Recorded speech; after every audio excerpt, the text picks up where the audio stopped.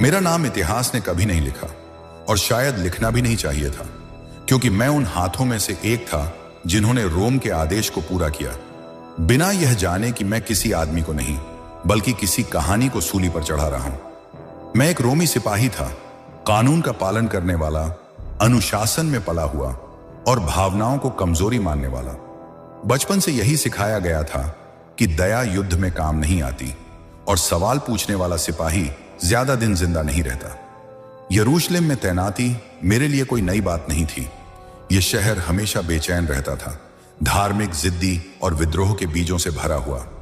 त्योहारों के दिनों में तो हालात और भी खराब हो जाते थे, क्योंकि भीड़ में उम्मीद भी होती है और गुस्सा भी, और रोम को दोनों से डर लगता है। उस सुबह हमें आदेश मिला कि 3 अपराधियों को सूली दी जाएगी। मेरे लिए यह खबर उतनी ही सामान्य थी जितनी सूरज का उगना। मैंने अपना कवच पहना, हथौड़ा और कीलें उठाई और बाकी सिपाहियों के साथ किले से बाहर निकला।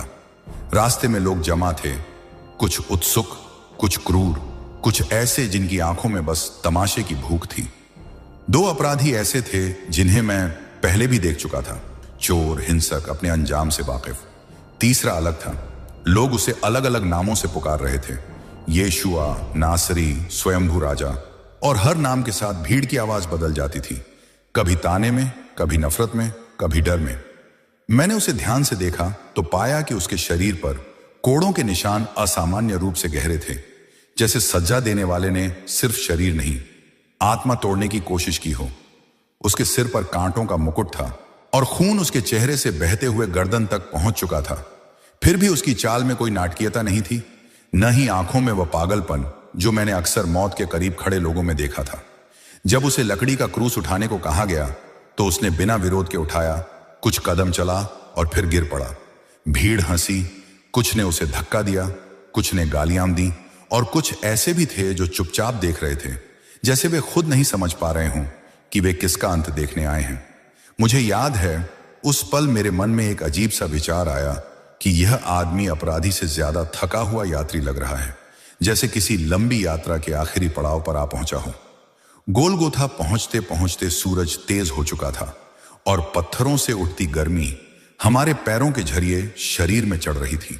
हमने लकड़ी जमीन पर रखी और उसे उस पर लिटाया गया। यह वह क्षण था जहां मेरा काम शुरू होता था, वह काम जिसे मैं कभी याद नहीं रखता था, क्योंकि हर सूली एक जैसी होती थी। मैंने उसका हाथ पकड़ा, कील को सही जगह पर रखा और हथौड़ा उठाया। आमतौर पर इस पल में कैदी चीखता है, गाली देता है या आखिरी बार जिंदा होने की भीख मांगता है, लेकिन उसने ऐसा कुछ नहीं किया। उसने मेरी ओर देखा और उस नजर ने मुझे असहज कर दिया, क्योंकि उसमें न डर था, न घृणा, न ही कोई सौदा। वह नजर ऐसी थी जैसे वह मुझे देख नहीं रहा हो, बल्कि मेरे भीतर कुछ पहचान रहा हो। मेरे पीछे खड़े अधिकारी ने आदेश दोहराया और मैंने हथौड़ा चलाया। पहली चोट पर उसकी देह सिमटी, दूसरी पर सांस तेज हो गई और तीसरी पर कील लकड़ी में धंस गई। वह दर्द में था, इसमें कोई शक नहीं था, लेकिन उसके होंठों से जो शब्द निकले उन्होंने मेरे हाथ को कुछ पल के लिए सुन्न कर दिया। उसने अपने परमेश्वर से हमारे लिए क्षमा मांगी, हमारे लिए जो उसे मार रहे थे, और यह बात मेरे अनुभव के खिलाफ थी, मेरे प्रशिक्षण के खिलाफ थी और शायद मेरी समझ के भी खिलाफ थी। मैंने उस दिन अपना काम पूरा किया जैसे हर दिन करता था, लेकिन जब मैंने हथौड़ा नीचे रखा तो पहली बार मुझे लगा कि कुछ ऐसा हुआ है जिसे मैं समझ नहीं सकता और शायद कभी समझ भी नहीं पाऊंगा। उस क्षण मुझे यह एहसास नहीं था कि जिस आदमी की कलाई में मैंने कील ठोकी है, उसने अनजाने में मेरे भीतर भी कुछ ठोक दिया है। एक सवाल, एक बेचैनी और एक ऐसी दरार जो आने वाले दिनों में और गहरी होने वाली थी। जब क्रूस को सीधा खड़ा किया गया और उसकी देह हवा में झूल गई तो मुझे लगा कि अब सब वैसा ही होगा जैसा हमेशा होता आया है। कुछ घंटों की पीड़ा, कुछ आखिरी चीखें और फिर एक और नाम जो मिट्टी में मिल जाएगा। मैं क्रूस के नीचे खड़ा था, भाले के सहारे, निगरानी की वही भूमिका निभाते हुए जो मुझे सौंपी गई थी। ऊपर वह आदमी लटका था जिसकी सांसें अब भारी होने लगी थीं, और पास ही दोनों चोर भी अपनी अपनी पीड़ा में तड़प रहे थे। लेकिन जैसे जैसे समय बीत रहा था, मुझे महसूस होने लगा कि यह दृश्य किसी भी और सूली जैसा नहीं है। भीड़ जो शुरू में शोर मचा रही थी, धीरे धीरे 2 हिस्सों में बंटने लगी। एक हिस्सा अभी भी अपमान और हंसी में डूबा था और दूसरा ऐसा था जो चुपचाप देख रहा था, जैसे उन्हें डर हो कि अगर वे ज्यादा बोलेंगे तो कुछ टूट जाएगा। मैंने ऊपर देखा और पाया कि वह आदमी दर्द के बीच भी लोगों को देख रहा था, जैसे वह हर चेहरे को याद कर लेना चाहता हो। किसी ने उसे ताना मारा कि अगर तू सच में राजा है तो अपने आप को बचा ले। किसी ने कहा कि दूसरों को बचाने वाला खुद को नहीं बचा पा रहा। आमतौर पर ऐसे शब्द कैदी को उकसा देते हैं, लेकिन उसने जवाब नहीं दिया। उसके शरीर से खून बह रहा था, सांस उखड़ रही थी, फिर भी उसके चेहरे पर कोई घबराहट नहीं थी। यह शांति मुझे परेशान कर रही थी, क्योंकि मैं जानता था कि शांति ऐसे समय में नहीं आती, कम से कम इंसानों को तो नहीं आती। थोड़ी देर बाद मैंने नीचे खड़ी एक स्त्री को देखा, जिसकी आंखें लगातार ऊपर टिकी थीं। उसके चेहरे पर ऐसा दर्द था जो मैंने युद्ध में भी कम ही देखा था, ऐसा दर्द जो शब्दों से परे होता है। उसके साथ एक जवान लड़का भी था, शायद उसका शिष्य या कोई अपना। उस आदमी ने ऊपर से उन्हें देखा और धीमी आवाज में कुछ कहा।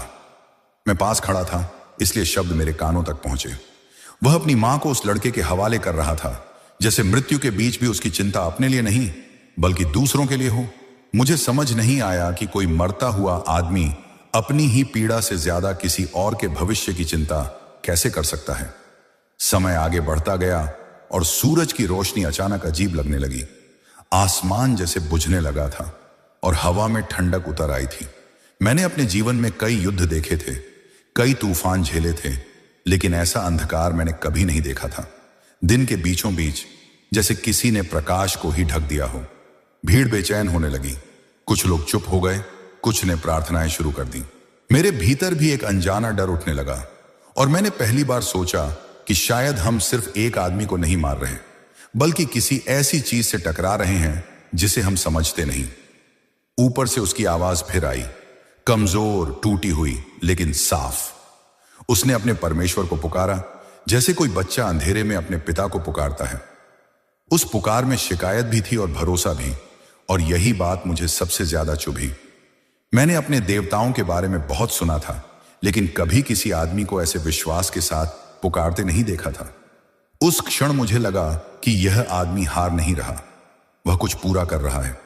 जब उसने आखिरी बार सांस ली तो जमीन हिल गई, पत्थर कांप उठे और कुछ दूर से चीखों की आवाजें आईं। मेरे हाथ अपने आप भाले पर कस गए और दिल जोर जोर से धड़कने लगा। मैंने ऊपर देखा और उसकी देह अब स्थिर थी। भीड़ में सन्नाटा छा गया था और उस सन्नाटे में मेरे भीतर एक वाक्य उभर आया जिसे मैं दबाने की कोशिश कर रहा था, लेकिन दबा नहीं पा रहा था। उस पल एक रोमी सिपाही होने के बावजूद मेरे मन में यह विचार आया कि यह आदमी साधारण नहीं था और जो कुछ हमने आज किया है उसका बोझ मुझ पर अब कभी हल्का नहीं होगा। जब वह शांत हो गया और उसका सिर एक ओर झुक गया तो कुछ पल के लिए मुझे लगा कि समय रुक गया है। हवा में अजीब सी भारी चुप्पी थी, जैसे पूरा पहाड़ सांस रोके खड़ा हो। मैं नीचे खड़ा था, अपने ही दिल की धड़कन सुनते हुए, और यह सोचने की कोशिश कर रहा था कि अभी अभी क्या हुआ है। मैंने न जाने कितनी मौतें देखी थीं, लेकिन हर बार मृत्यु के बाद कोई ना कोई शोर होता था, रोना, गुस्सा या फिर लोगों का धीरे धीरे तितर बितर होना। यहां कुछ भी वैसा नहीं था। लोग एक दूसरे की ओर देख रहे थे, जैसे किसी ने उनके भीतर का विश्वास हिला दिया हो। थोड़ी देर बाद आदेश आया कि सुनिश्चित किया जाए कि तीनों मर चुके हैं, क्योंकि शाम होने से पहले सब कुछ समाप्त होना चाहिए था। मेरे हाथ अपने आप आगे बढ़े और मैंने भाला उठाया। पास खड़े दूसरे सिपाहियों ने दोनों चोरों की टांगें तोड़ी ताकि उनकी मृत्यु जल्दी हो सके, लेकिन जब मैं उसके पास पहुंचा तो मुझे लगा कि इसकी जरूरत नहीं है। फिर भी नियम का पालन करना था। मैंने भाले की नोक उसकी पसलियों में चुभो दी। खून और पानी एक साथ बाहर निकले और उस दृश्य ने मेरे भीतर किसी अनजाने भय को और गहरा कर दिया। यह सिर्फ शरीर की प्रतिक्रिया नहीं लग रही थी, यह जैसे किसी कहानी का आखिरी चिन्ह हो। मैं पीछे हटा और अपने हाथों को देखा। ये वही हाथ थे जिन्होंने कीलें ठोकी थीं, जिन्होंने भाला चलाया था और जिन्होंने रोम के लिए अनगिनत काम किए थे। लेकिन आज वे मुझे अपने नहीं लग रहे थे। मेरे भीतर कुछ टूट रहा था या शायद कुछ बन रहा था। तभी मेरे मुंह से वे शब्द निकल गए जिन्हें मैं रोक नहीं पाया। यह कोई घोषणा नहीं थी, न ही किसी को दिखाने के लिए कहा गया वाक्य। यह मेरे भीतर की सच्चाई थी जो अचानक आवाज बन गई। मैंने कहा कि यह आदमी सचमुच धर्मी था और शायद परमेश्वर का पुत्र भी। मेरे आसपास खड़े सिपाही मुझे अजीब नजरों से देखने लगे, लेकिन किसी ने मुझे टोका नहीं, क्योंकि उस पल हर कोई कुछ न कुछ महसूस कर रहा था, जिसे शब्दों में बांधना आसान नहीं था। भीड़ धीरे धीरे छूटने लगी। जो लोग हंसते हुए आए थे वे सिर झुकाए लौट रहे थे। कुछ स्त्रियां रोती हुई पहाड़ से नीचे उतर रही थीं। मैं वहीं खड़ा रहा, क्रूस की ओर देखता हुआ, जैसे उस लकड़ी में कुछ ऐसा बंधा हो जिसने मुझे भी बांध लिया हो। मेरे भीतर डर भी था और राहत भी, क्योंकि पहली बार मैंने महसूस किया कि शायद सच वही नहीं होता जो तलवार तय करती है। शाम ढलने लगी और सूरज फिर से सामान्य सा लगने लगा, लेकिन मेरे भीतर अंधेरा और रोशनी आपस में लड़ रहे थे। मैं सोच रहा था कि कल जब मैं वापस के लिए जाऊंगा तो क्या मैं वही सिपाही रहूंगा जो सुबह यहां आया था। मुझे नहीं पता था कि इस कहानी का अंत अभी नहीं हुआ है, और जो मैंने आज देखा है वह सिर्फ शुरुआत है।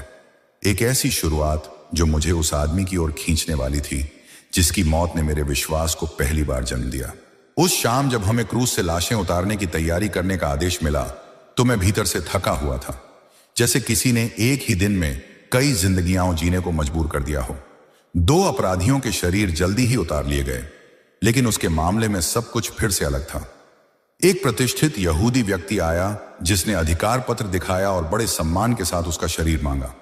मैं देख रहा था कि कैसे वही लोग जो कुछ घंटे पहले दूर से डरते हुए खड़े थे अब साहस जुटाकर आगे आ रहे थे।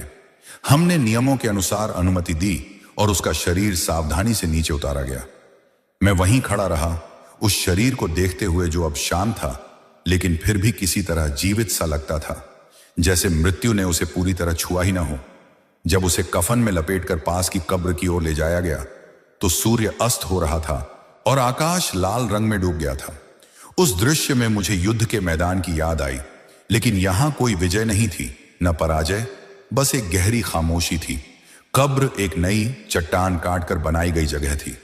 पत्थर को लुढ़काकर जब द्वार बंद किया गया तो ऐसा लगा जैसे किसी ने कहानी को जोर से रोक दिया हो, बिना आखिरी पन्ना पड़े। उस पल मुझे लगा कि कुछ अधूरा रह गया है, और यह एहसास मुझे परेशान कर रहा था।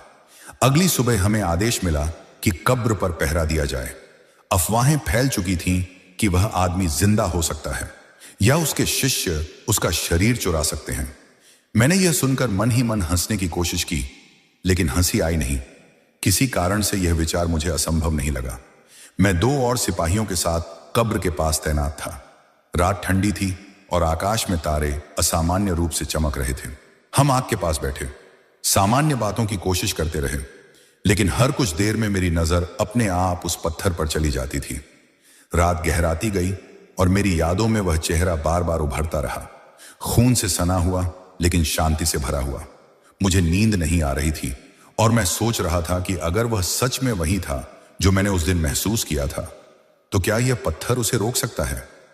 मैं रोमी सिपाही था, पत्थर और दीवारों पर भरोसा करता था, लेकिन उस रात मुझे पहली बार लगा कि कुछ चीजें ऐसी होती हैं जिन्हें कोई पहरा नहीं रोक सकता। हवा अचानक तेज हो गई और मुझे लगा जैसे जमीन के नीचे कुछ हिल रहा हो। मैंने अपने भाले को कसकर पकड़ लिया और अंधेरे में आंखें गड़ा दी। उस पल मुझे नहीं पता था कि अगली सुबह सूरज उगने से पहले ही यह पहरा इतिहास की सबसे डरावनी और सबसे आश्चर्यजनक रातों में बदलने वाला है, और मैं उसका गवाह बनने वाला हूं। रात अपने सबसे गहरे पहर में थी जब अचानक वह हुआ जिसे शब्दों में बांधना आज भी मेरे लिए आसान नहीं है। मैं कब्र के सामने खड़ा था, आंखें अंधेरे की आदत डाल चुकी थीं और मन में वही अनजाना तनाव था जो पूरी रात मुझे जकड़े हुए था। तभी जमीन ने हल्की सी कराह ली, जैसे कोई बहुत पुरानी चीज अपनी नींद से जाग रही हो। पहले मुझे लगा कि यह थकान का भ्रम है, लेकिन अगले ही पल धरती सचमुच कांपने लगी। पत्थर के नीचे से कंपन मेरे पैरों तक चढ़ आया और मेरी पकड़ भाले पर अपने आप कस गई। हवा अचानक तेज हो गई, मशाल की लौ कांपने लगी और आसमान में जैसे रोशनी फट पड़ी हो। मैंने सिर उठाकर देखा और वह दृश्य ऐसा था जिसे किसी युद्ध ने, किसी देवता की मूर्ति ने, किसी कथा ने मुझे देखने के लिए तैयार नहीं किया था। एक प्रकाश जो आग जैसा नहीं था लेकिन आग से ज्यादा तेज था, कब्र के पास उतरा। वह कोई इंसान नहीं था, लेकिन उसकी उपस्थिति ने मुझे यह भी नहीं कहने दिया कि वह कोई और प्राणी है। उसकी आभा ने अंधेरे को चीर दिया और उसी पल वह भारी पत्थर जिसे कई आदमी मिलकर लुढ़काते थे ऐसे खिसक गया जैसे किसी बच्चे ने उसे धकेल दिया हो। मेरे साथ खड़े सिपाही भय से जड़ हो गए। किसी की चीख नहीं निकली, किसी की आवाज नहीं आई, जैसे डर ने हमारे गले पकड़ लिए हों। मैंने अपने भीतर कुछ टूटते हुए महसूस किया। वह घमंड, वह भरोसा कि मैं सब कुछ समझता हूं, और वह विश्वास कि रोम की ताकत से बड़ा कुछ नहीं हो सकता। मैं जमीन पर गिर पड़ा, न हथियार छूटा, न ही चेतना, लेकिन शरीर ने मेरा साथ छोड़ दिया था। उस प्रकाश में मुझे अपने सारे पाप, सारे आदेश, सारी निर्दयताएं एक साथ याद आ गईं। मैंने उन कीलों को फिर से महसूस किया, हथौड़े की चोट को और उस शांति भरी नजर को जिसने मुझे क्रूस पर देखा था।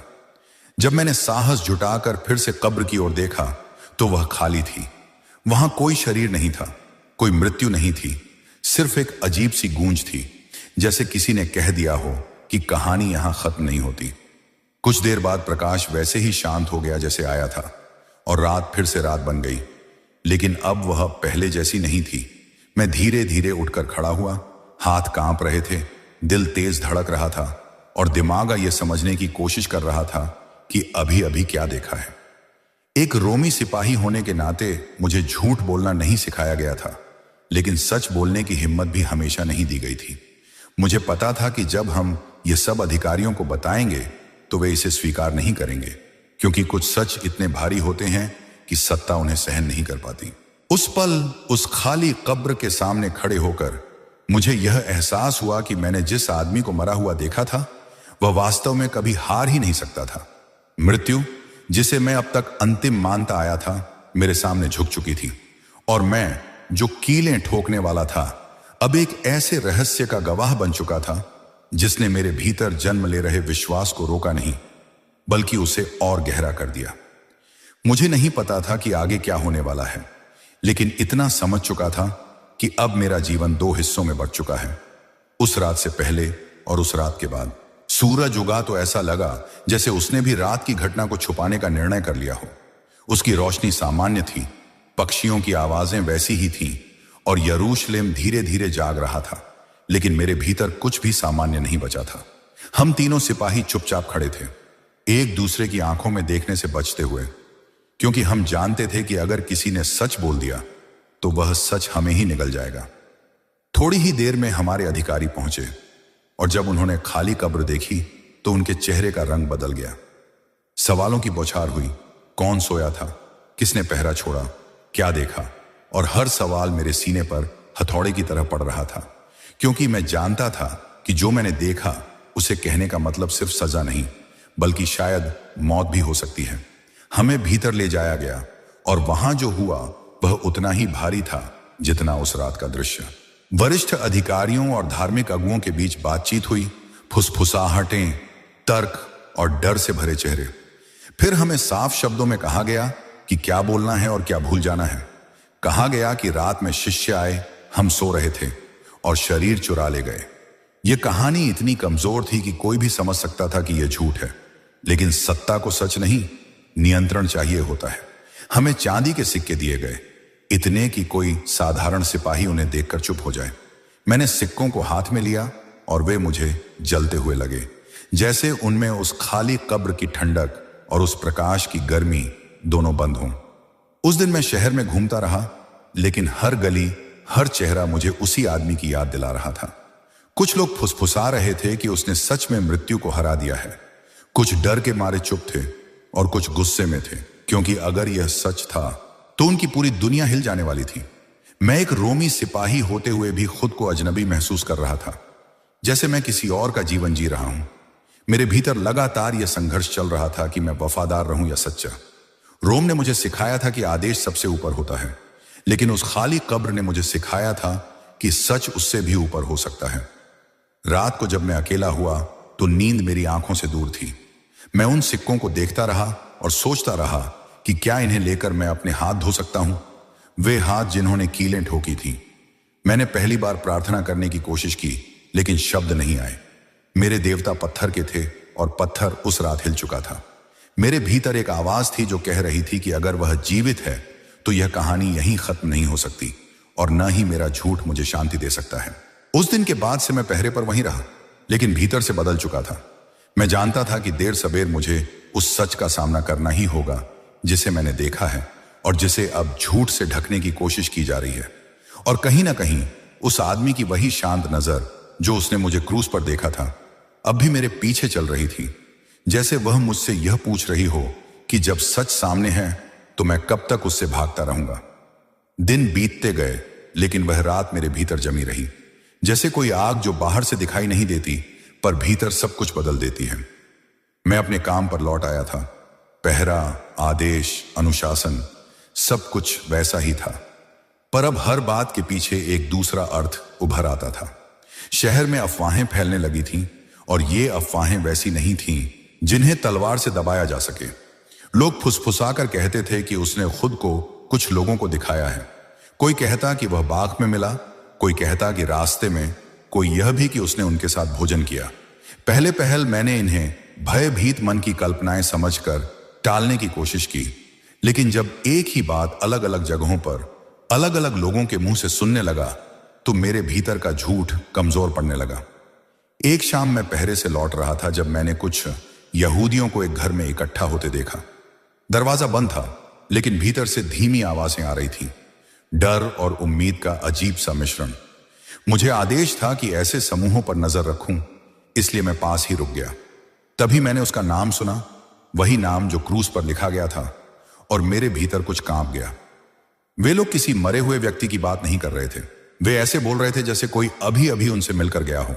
उस पल मेरे भीतर का सिपाही और वह आदमी जिसने खाली कब्र देखी थी आमने सामने खड़े हो गए। कुछ दिनों बाद एक ऐसा व्यक्ति मेरे सामने आया जिसने मेरे सारे संदेहों को और गहरा कर दिया। वह उन्हीं में से एक था जिन्हें मैंने सूली के पास देखा था, डरा हुआ, टूटा हुआ और तब बिल्कुल असहाय। अब उसकी आंखों में डर नहीं था, उसमें एक अजीब सी स्थिरता थी, जैसे किसी ने उसके भीतर कोई ऐसा सच रख दिया हो जिसे छीना नहीं जा सकता। उसने मुझे पहचाना, उसने मेरे हाथों की ओर देखा, उन्हीं हाथों की ओर, और फिर मेरी आंखों में। मुझे लगा कि वह मुझसे नफरत करेगा या कम से कम घृणा से मुंह फेर लेगा, लेकिन उसने ऐसा कुछ नहीं किया। उसने बस इतना कहा कि वह जीवित है और उसने हमें क्षमा किया है। उन शब्दों ने मुझे भीतर तक हिला दिया, क्योंकि क्षमा वही मांगता है जिसके पास देने को बहुत कुछ हो। उस रात मैं देर तक जागता रहा।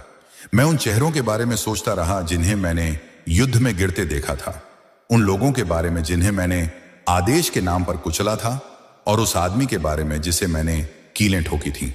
अगर वह सच में जीवित था तो इसका मतलब सिर्फ यह नहीं था कि मृत्यु हार गई है, इसका मतलब यह भी था कि मेरे जैसे लोगों के लिए भी कोई रास्ता बचा हुआ है। यह विचार डरावना भी था और राहत देने वाला भी, क्योंकि अब मेरे पाप सिर्फ बोझ नहीं थे, वे सवाल बन चुके थे। मैंने पहली बार यह समझा कि रोम की तलवारें शरीर को जीत सकती हैं, लेकिन उस आदमी की कहानी दिलों को जीत रही थी, और दिल, मैंने अब तक सीख लिया था, किसी कैले से कहीं ज्यादा मजबूत होते हैं। उस क्षण मुझे यह एहसास होने लगा कि जिस सच्चाई को मैं दबाने की कोशिश कर रहा हूं वह मेरे भीतर ही जगह बना चुकी है। अब सवाल यह नहीं था कि वह जीवित है या नहीं, सवाल यह था कि जब सच मेरे सामने खड़ा है तो मैं उससे मुंह मोड़कर कब तक रोमी सिपाही बना रह सकता हूं। मैं जितना भागने की कोशिश करता, सच्चाई उतनी ही पास आती जाती। शहर में उसके नाम की गूंज अब फुसफुसाहट नहीं रही थी, वह घरों की दीवारों से टकरा कर लौटने लगी थी, जैसे यरूशलेम खुद उसे भूल नहीं पा रहा हो। मैं पहरे पर था, लेकिन मेरा मन कहीं और भटकता रहता था। हर बार जब कोई घायल, बीमार या टूटा हुआ इंसान दिखता, मेरे भीतर एक सवाल उठता, अगर वह सच में जीवित है तो क्या वह ऐसे ही लोगों के पास जाएगा या फिर अपने शत्रुओं के पास भी? मैं जानता था कि इस सवाल का जवाब मुझे चैन नहीं लेने देगा। एक रात जब शहर अपेक्षाकृत शांत था और गलियां अंधेरे में डूबी हुई थीं, मुझे एक संदेश मिला। कोई मुझसे मिलना चाहता था। यह आदेश नहीं था, न ही कोई धमकी, बस एक साधारण सा बुलावा। मैं बहुत देर तक खड़ा रहा, सोचता रहा कि जाऊं या नहीं, क्योंकि मैं जानता था कि अगर मैं गया तो लौटकर वैसा नहीं रहूंगा। अंत में मैं गया, क्योंकि जो डर मुझे रोक रहा था उसे बड़ा डर यह था कि अगर मैं नहीं गया तो शायद पूरी जिंदगी भागता रहूंगा।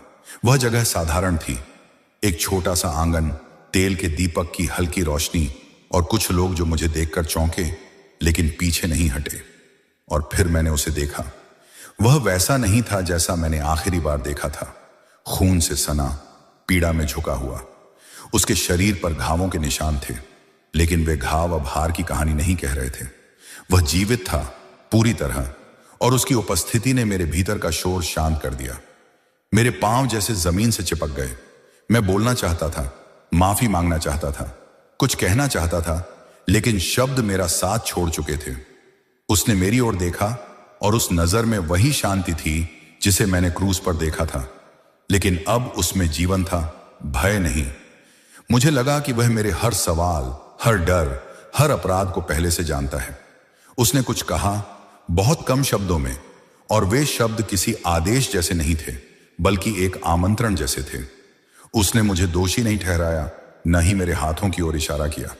उसने मुझे ऐसे देखा जैसे मैं सिर्फ वही नहीं हूं जो मैंने किया है, बल्कि वह भी हूं जो बन सकता हूं। मैंने उस रात कुछ नहीं कहा, बस सुना और देखा। मेरे भीतर जो वर्षों से पत्थर जमा था, वह धीरे धीरे दरकने लगा। मैं समझ गया कि यह मुलाकात किसी संयोग का नतीजा नहीं थी। जिस आदमी को मैंने सूली पर चढ़ाया था, वही अब मेरे सामने खड़ा था, जीवित, शांत और क्षमा से भरा हुआ।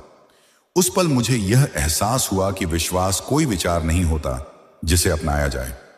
वह एक सामना होता है, और उस सामना से लौटने के बाद इंसान पहले जैसा नहीं रह सकता। जब मैं वहां से निकला तो रात पहले जैसी ही थी, लेकिन मेरे लिए सब कुछ बदल चुका था। मैं अब सिर्फ एक रोमी सिपाही नहीं था, और न ही सिर्फ वह आदमी जिसने कीलें ठोकी थी। मैं किसी ऐसे रास्ते पर खड़ा था जहां पीछे लौटना आसान था, लेकिन आगे बढ़ना जरूरी हो चुका था। उस रात के बाद मैं अपने कवच को पहले जैसा नहीं पहन पाया। चमड़ा वही था, धातु वही थी, लेकिन उनके भीतर खड़ा आदमी बदल चुका था। जब मैं अगली सुबह पहरे पर निकला तो हर आदेश मुझे भारी लग रहा था, हर सलाम बनावटी और हर रोमी प्रतीक खोखला। यह ऐसा नहीं था कि मैंने रोम से नफरत करना शुरू कर दिया हो। मैं बस यह समझने लगा था कि रोम ने मुझे जो पहचान दी थी, वह मेरी पूरी सच्चाई नहीं थी। मैं अब भी वही आदमी था जिसने कीलें ठोकी थी, जिसने भाला चलाया था, लेकिन मैं वह भी था जिसे क्षमा मिली थी। और इन दोनों सच्चाइयों को एक साथ ढोना आसान नहीं था। शहर में हालात बदल रहे थे। जिन लोगों को हम पहले डरपोक और छिपा हुआ समझते थे, वे अब धीरे धीरे सामने आने लगे थे। वे हथियार नहीं उठा रहे थे, न ही विद्रोह की तैयारी कर रहे थे, लेकिन उनकी आंखों में एक अजीब सी निर्भीकता थी। वे किसी सत्ता से नहीं डरते थे, क्योंकि उनका भरोसा अब किसी तलवार या सिंहासन पर नहीं था। मैंने देखा कि कैसे वे एक दूसरे की देखभाल करते थे, बीमारों को संभालते थे और गरीबों के साथ रोटी बांटते थे। यह कोई संगठन नहीं लग रहा था, यह एक नई तरह की दुनिया की शुरुआत जैसी थी। और यह बात रोम के लिए खतरनाक थी, क्योंकि ऐसी दुनिया को डर से नियंत्रित नहीं किया जा सकता। मेरे भीतर लगातार एक लड़ाई चल रही थी। एक ओर वह प्रशिक्षण था जिसने मुझे सिखाया था कि आदेश ही सत्य है, और दूसरी ओर वह चेहरा था जिसने मुझे बिना कुछ मांगे क्षमा दी थी। कई रातों तक मैं सो नहीं पाया, क्योंकि हर बार जब आंखें बंद करता मुझे वह क्रूस दिखता, फिर खाली कब्र और फिर वह जीवित नजर। मैं सोचता रहा कि क्या मैं इस सच्चाई को अपने भीतर ही दबाकर जी सकता हूं, या फिर एक दिन यह मुझे मजबूर करेगी कि मैं सब कुछ छोड़ दूं। डर मुझे रोकता था, रोम का डर, दंड का डर, अकेले हो जाने का डर।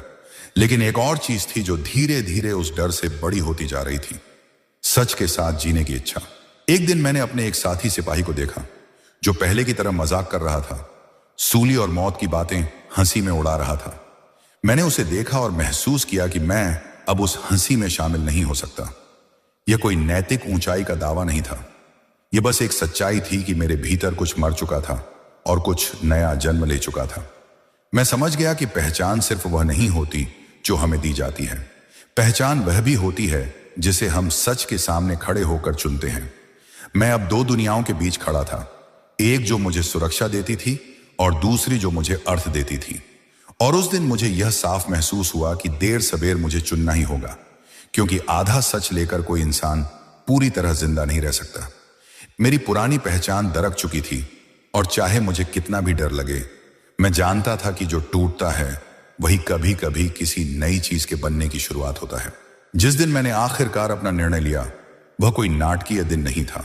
न आकाश फटा, न कोई चमत्कार हुआ, न ही किसी ने मुझे रोका या पुकारा। वह एक साधारण सुबह थी, लेकिन मेरे भीतर चल रही लड़ाई अपने अंत पर पहुंच चुकी थी। मैं किले की दीवारों पर खड़ा था, नीचे शहर को देख रहा था और मुझे साफ समझ आ गया कि मैं अब दो जिंदगियां एक साथ नहीं जी सकता। जिस पहचान ने मुझे अब तक बचाया था, रोमी सिपाही की पहचान, वह मुझे सच से दूर रख रही थी, और जिस सच ने मुझे छुआ था वह अब मुझसे पूरी ईमानदारी मांग रहा था। मैंने पहली बार यह स्वीकार किया कि अगर मैं उस आदमी को सच में जीवित मानता हूं, अगर मैं उसकी क्षमा को सच मानता हूं, तो फिर मुझे अपने जीवन को भी उसी सच्चाई के अधीन करना होगा। मैंने धीरे धीरे खुद को उस समुदाय से दूर नहीं रखा, बल्कि उनके पास जाना शुरू किया। मैं उनके बीच बैठा, सुना, देखा और समझने की कोशिश की। उन्होंने मुझसे मेरी कहानी नहीं मांगी, शायद उन्हें पहले से पता था।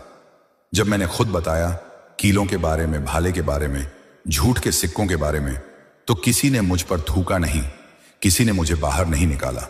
उन्होंने बस सुना, और उस सुनने में मुझे वह मुक्ति मिली जो न रोम दे सका, न तलवार, न अनुशासन। पहली बार मुझे लगा कि मेरा अतीत, चाहे जितना भी अंधेरा क्यों ना हो, अब मेरी पहचान नहीं है। वह बस मेरी कहानी का एक अध्याय है। मैं जानता था कि यह रास्ता सुरक्षित नहीं है। मैंने देखा था कि कैसे सत्ता ऐसे विश्वास को कुचलने की कोशिश करती है जो तलवार से नहीं डरता। मैं यह भी जानता था कि एक दिन मुझे कीमत चुकानी पड़ सकती है, शायद पद की, शायद आजादी की, शायद जीवन की भी। लेकिन उस डर के बीच भी एक शांति थी, वही शांति जो मैंने पहली बार उसकी आंखों में देखी थी। मुझे समझ आया कि विश्वास का मतलब यह नहीं कि डर खत्म हो जाता है। विश्वास का मतलब यह है कि डर अब अंतिम शब्द नहीं रहता। आज जब मैं यह सब लिख रहा हूं, मैं यह नहीं कहता कि मैं निर्दोष हूं। मैं वही आदमी हूं जिसने कीलें ठोकी थी, लेकिन मैं यह भी हूं जिसने खाली कब्र देखी, जिसने झूठ का बोझ उठाया और जिसने अंततः सच को चुनने का साहस किया। अगर मेरी कहानी किसी तक पहुंचे तो मैं यही गवाही देना चाहता हूं कि मृत्यु अंतिम नहीं है और अपराध अंतिम पहचान नहीं है। मैंने उसे मरते देखा था और मैंने उसे जीवित देखा, और उन्हीं दो दृश्यों के बीच कहीं मेरा पुराना जीवन समाप्त हुआ और एक नया जीवन शुरू हुआ।